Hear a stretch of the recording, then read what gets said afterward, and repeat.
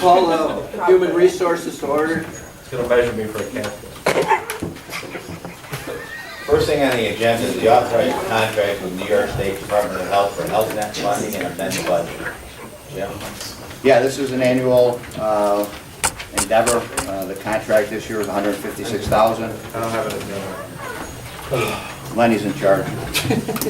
Bernie wasn't available. And we're also, Mr. Russell and Mr. Smith, going to have Darlene and Adam come in within the next month, you know, day-long meetings for them, just them. So we can, you know, give them an hour or two to talk about what they're doing. Thank you. You need a motion in ways and means. I'll move it.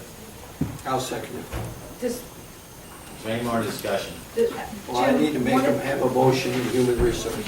Motion. And seconded by Fritschroff. So the attachments, But the attachments, Jim, that you sent, and thank you for sending them. The actual appropriation for Herkimer County Health Net is almost $500,000 that comes through us to them, right? Or comes to them because of us, how do you explain it? It's a June 4th letter. Bernie's sending when he's asking for the revenue side to go to $156,000, so the total appropriation is up to $467,250. Yeah, that's several different contract years. And is Bernie here to speak to that, Steve? He walked out. Yeah, the yearly would be 156. Oh, the revenue was only 156. Yep. Okay. Is there any, yeah. I do know they do, they, I don't know if that includes the grant money, but they do secure a lot of funding for municipalities for parks and things like that. Yeah, that program's been very, very good. Fruitful. Does anybody have any questions of Bernie? All in favor on ways and means? Aye. Opposed? Carried. All in favor of Human Resources? Hey, Bern. Aye. You're next, so Opposed? preschool bids. Carried. Approved bids for pre-cooked cake transportation for early intervention program. This is a state mandate, huge state mandate. You have the bids? There was only one bid, it was Bernie Bus, 540,000 and some change. 170. Yeah, for the year, which is about $6,000 a month less than we're currently paying, but we're also starting at a baseline of fewer, over the last couple of years, the number of trips has gone down because they closed one of the centers, Barneville or something. So the number of trips is lower, 14 baseline trips instead of 22. There's also an escalator clause and a de-escalator clause on the price of gas, or actually diesel fuel, if that changes more than 10 cents per gallon. The base price that we have in there is $4.10 a gallon, and the price of the contract will go up or down with that. They also put in their bid, and Bernie Bus was the only bidder again, that there would be an increase of $167 per run for any daily runs above 14. At the moment, they don't anticipate that that's going to happen because they have fewer senders now than they did before, but you never know. It just depends on how many people are in the program and where they go. So move. There's a second? I'll second it. Ways and means. May I have a motion? Lenny, second by Jean Manine. Gary? Can I ask Mr. Decker if any of that's reimbursed by the state? It is. There's a basic reimbursement of 59%. 59.5 for pre-K and 50% for EI. Okay, thank you. But it is still a huge unfunded mandate by New York State. It should have been handled through the schools and not through counties. If you remember, Mr. Forster, We've squawked 10 or 15 endlessly. years they talked about transferring that and never did. It's never gotten transferred. Thank God we finally got into going out to bid, because we used to have every and all people coming and doing all kinds of things, and it was a cottage industry that was blowing up on us. It was over $1 million, I think, at one time, just transportation of handicapped children. We got state revenue sharing of $750,000 in the early 90s, Yep, and we lost that because we were promised to go to 75% reimbursement, and we lost the money but didn't get the extra reimbursement out of it. we had no Just so say in who people was know. getting these services. It was, When I'm gone, you'll remember that one. this one is one of the biggest black eyes of state to county relationships that exist in New York State. Was there any part of this program that they were talking about taking over the orchestration of it, or the billing of it, or wasn't this one of them? EI, The EIP? that's a smaller piece, now it's 2.7 or 2.8 million for the services for preschool, and about 399, 400 for the So will EI. it impact this? The EI. This is mostly pre-K.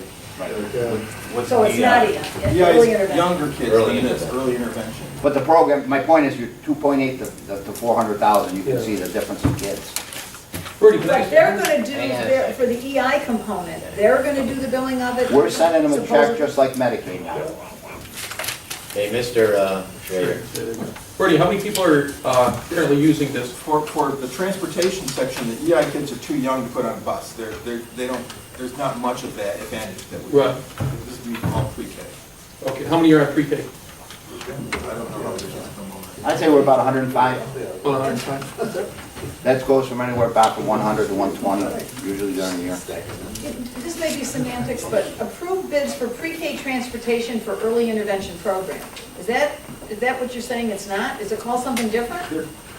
Or earlier intervention has a Is it subset of for older and and? smaller children? It could include early intervention kids, but it usually does not because of their age. So it's for the, what is the program? Pre-K Approved transportation bids for pre-K as transportation. well as EI. And instead of 4. Should have, And, okay, And like thank you. Bernie said, that's a very, very big rarity. Just helps you understand now. Okay, all in favor of Ways and Means? Anyone opposing Ways and Means? Carried. All in favor of human resources? There's a real big difference in this, so if the first 14 trips, we're gonna pay $540,000 for the first 14 trips.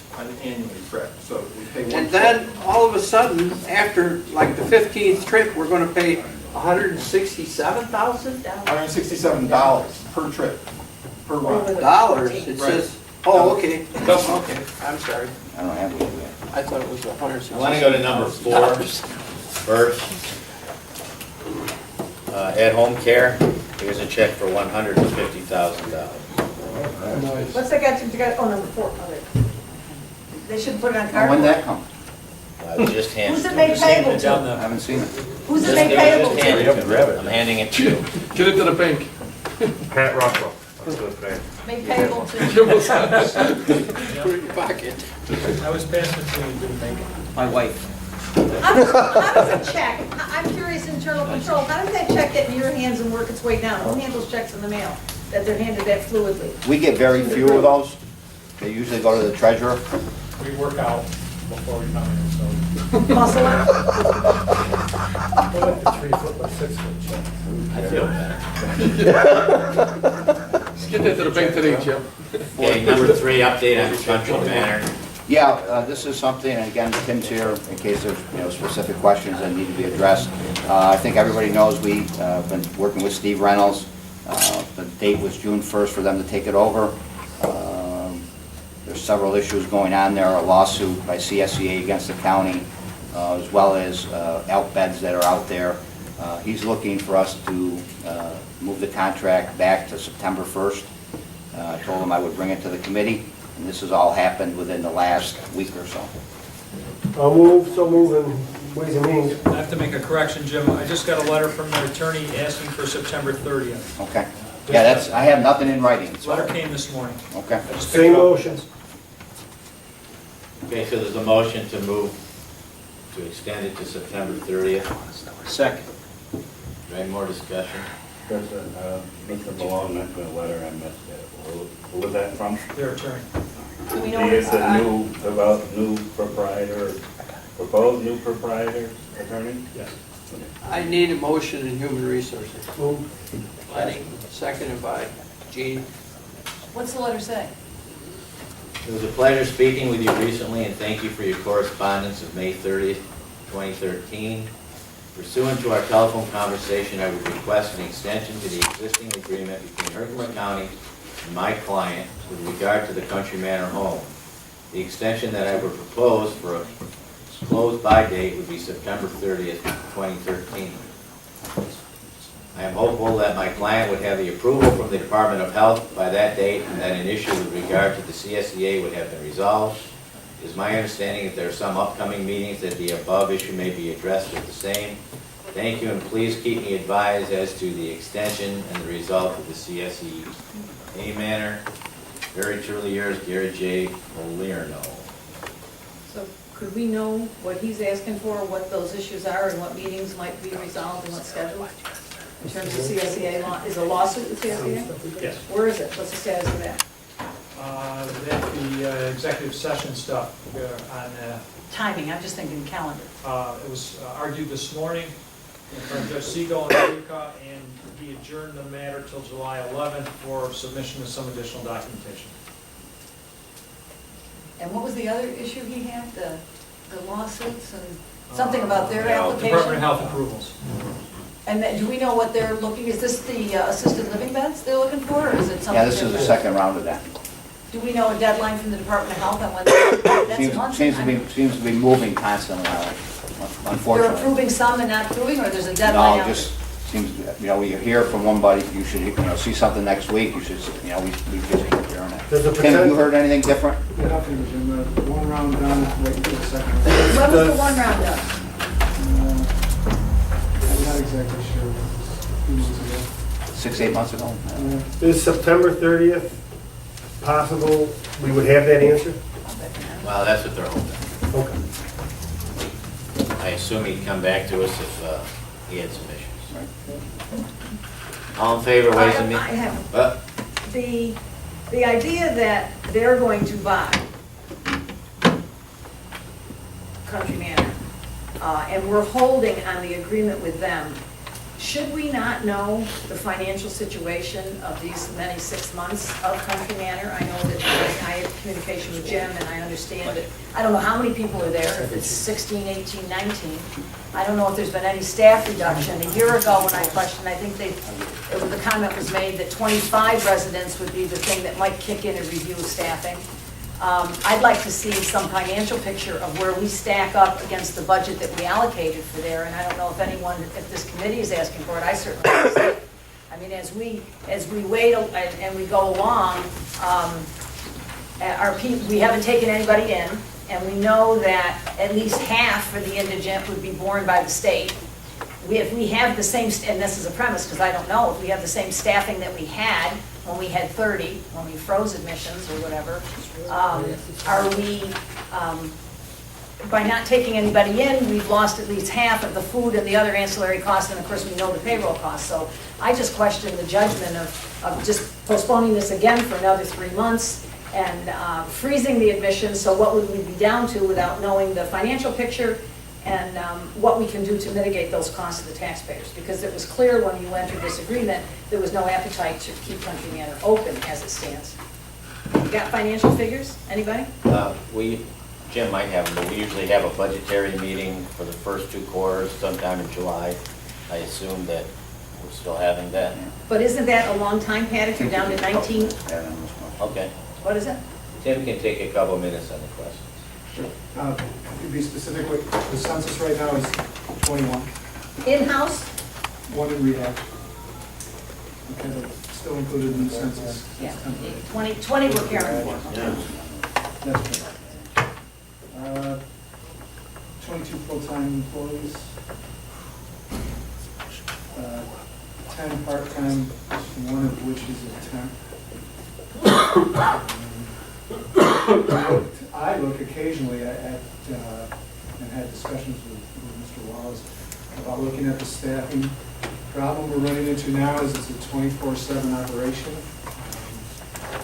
People taking vacations, people calling in sick. Trying to fill those with the part-timers. I will say that a lot of the part-time help we've been able to ascertain very little cooperation from. It's a part-time job that doesn't pay very well. They show up, they want to show up.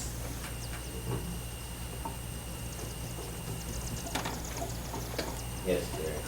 I would just like to point out, I think those costs, the census pointing out something that some of us brought forward earlier when we cut off admission. I think it was a very cost-effective decision, and maybe it ought to be reconsidered, or at least if we're going to give this other firm another extension, because that, I mean, we're losing a lot of money by not taking more people because we got the staff there anyway.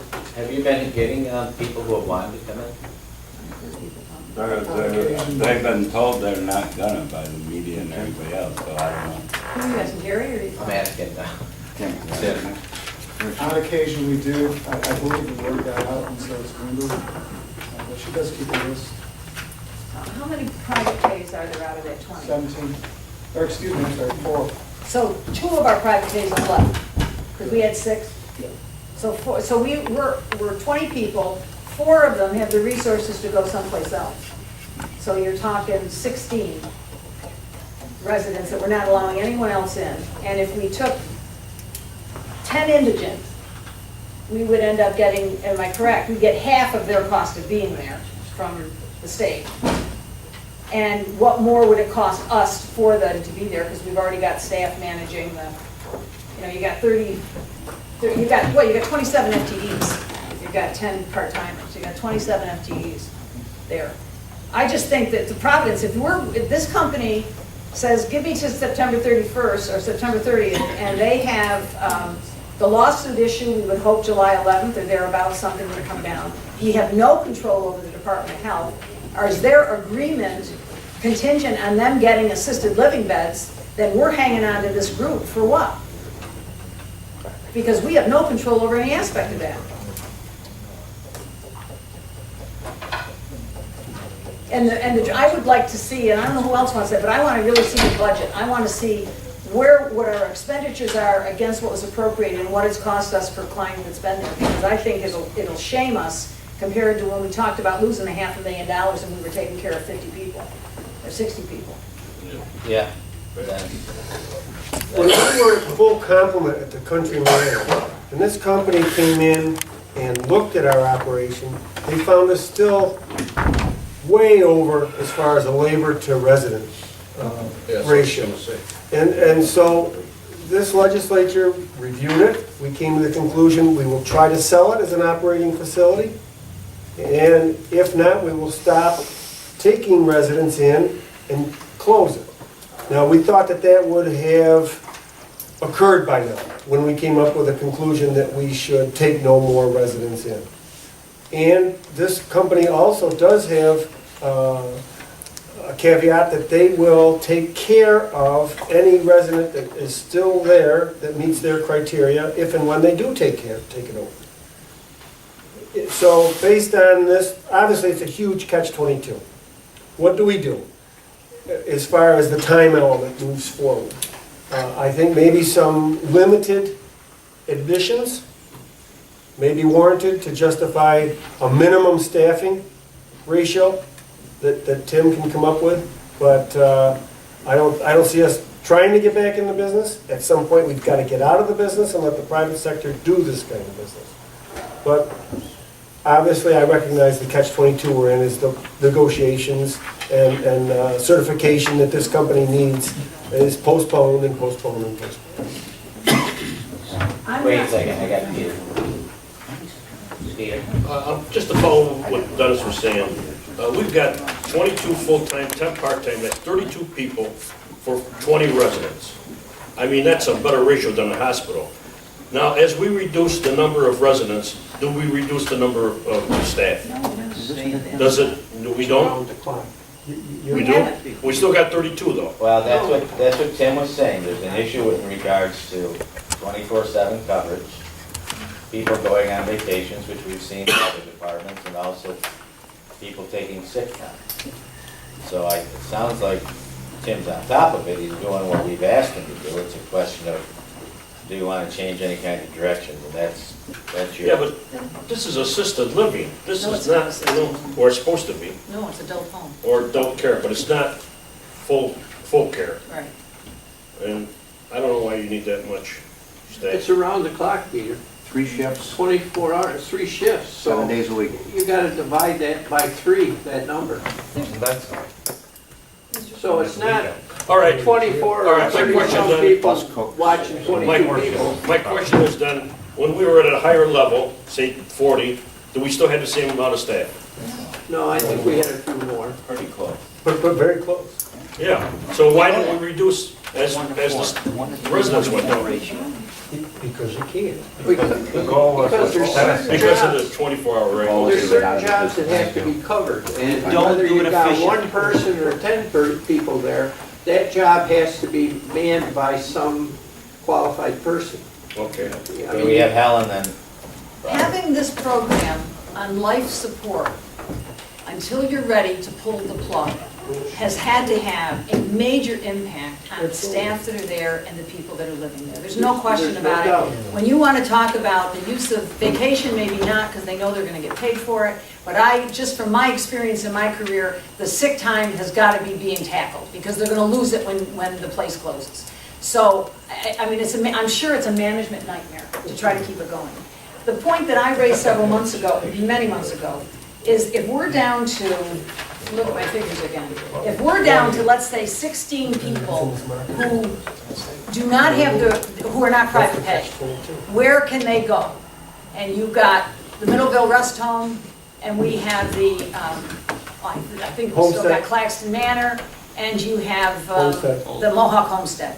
So for 16 people, and that's basically what we're talking about, because the 4 can find residents within our county. They have the resources to do it. Even if they don't want to, ultimately, they're going to have to, or they're going to be accepted into the program that's there. The kind of money, when we look at the balance of what we're spending, we need to talk about what are we paying for those 16? And it brings me back to the question, Jim, and you said people are going to look into this, is what power we have as a county to subsidize the placement of these people in any existing programs within our county. Again, I had asked, and the group did not want to do it, but to have someone review the people that are there in terms of the true level of care required. And once we know that, is there a more economical way and sensitive way to care for the 16 and be done with it? We're on life support, and it's not humane to do to the staff as much as they'd say, let me keep my job through the summer or whatever. We've already decided. You've decided. Now, Dennis mentioned a company coming in. I think the company that said you could never make any money on it was a 2007 conversation. I don't debate it. You're not going to make the money. The private sector is not going to give what they're going to give. And I think it's time to truly look at what options we have for the 16 and not try to extend this. And this company, if they were interested in it then, they should still be interested in it now. The program's there. Whether the people are there or not, because those 16 people, we're not going to keep that company afloat. And quite frankly, I didn't believe it then, and I don't believe now it's ever going to go through. And we're just draining it down. So you want to close it? I want to find where 16 people can go into our community and what options we have before I decide that. But I think there should be that investigation. That's what I asked before. Dennis? I believe the conversation was had once that if we wanted to close it, it would be an exit plan of X number of months anyway with New York State. Yeah. But what my point is for sale purposes, if it is running, even with 5 people there, it's more viable to pass over an operating certificate than it is to recreate a new one for some company coming in. And I think that's what our intent was, to make it as viable for sale as an operating facility as we could to this. Sell it. Board them out and sell it for the 300 and some thousand it's appraised for. I don't know that it's that simple. Okay, we're going to need to go into executive session in regards to a matter about the country matter and possible litigation, so. Pending litigation. Aside from the pending litigation, I heard the term sale, and I just want to point out that they're there. I don't have the contract in front of me, where the sale figure goes down till it's 0, they pay us 0, and in the meantime, we're paying them a subsidy of $260,000. So I question the term sale. That's economic development. I just want to ask, is there anything in the contract, Rob, if we, with the CSEA, with their lawsuit, if we took a few admissions until the time of sale? to sort of balance out the cost of the employees, is there, would they say it's a need? Because I know what we're saying, there's not a need. But if we take admissions, is that putting us in the county in a position saying that there is a need? Good It's point. a good question. I know we had some restrictions maybe in the last contract. I don't think there are in this one, but Because that's my question, is Take me a if we couple do minutes take to find admit, I mean, and Dennis is right, I mean, maybe we should open it up to 4 or 5 people to try to balance out the, If we're selling it, we don't want to add extra people. right, no, but that's what I'm saying, I'm no. hearing within 90 days it's going to be sold. Okay. There's a majority to sell it, now you have Helen on that side, how the heck does it stop? No. Why would you be adding extra No, I was just cost to saying, the county? I was just wondering if we, And what I'm I saying. hear what you're saying, Bob, absolutely. Because I don't want to, I I'm don't hearing want us to something take different a than I've heard minute. in 14 I years. don't want No. to, Which just is take a great. minute and get that, probably I what hope I that.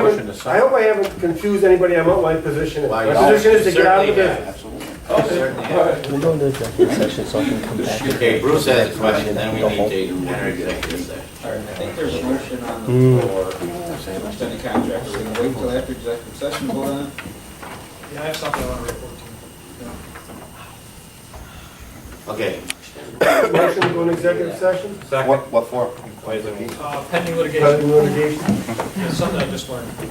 what do we do though in regards to the motions we already have? Keep it, hold it. We can just hold them and then go to It's another still on the motion? floor.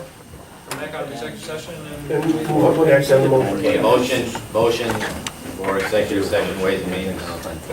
Can this be a 5-minute executive Yes, session? well, 2-minute executive session, how's that, media? Me too. We'll try to get that commitment. All in favor, ways and means. Carried. You guys, We'll try to, Executive session. Gene? Human resources is. I think we're gonna get a soundproof booth to put you in and then we can turn it on. How's that? Are you in executive session?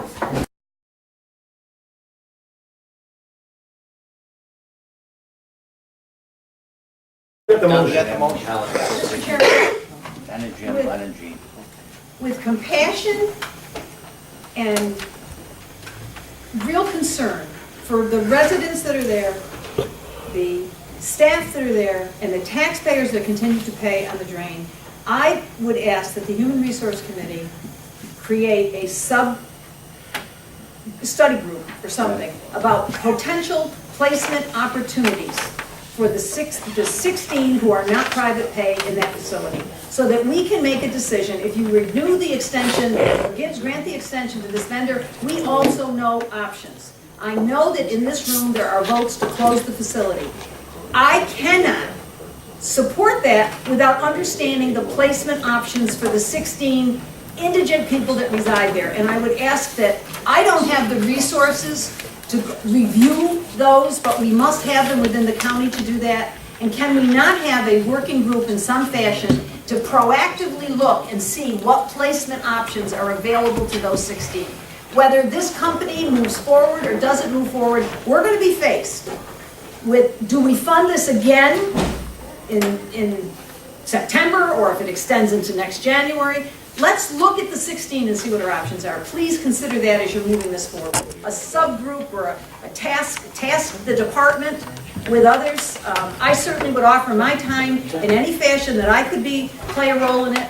I think it's critically important. It's the humane thing to do. Okay, let's move this motion, please. Is there any more discussion on this motion? Probably, but I won't. Okay. On Ways and Means, all in favor of extending the contract to September 30th? Aye. Is there anyone opposed? Carried. This will come to us on Wednesday? Human resources, all those in favor of extending the contract. Aye. Opposed? Carried. And any other issue you can deal with it. All right. Is there anything else under both of our committees? No. I need a motion to adjourn the human I'll resources. make that motion. Gene? Do you have other public health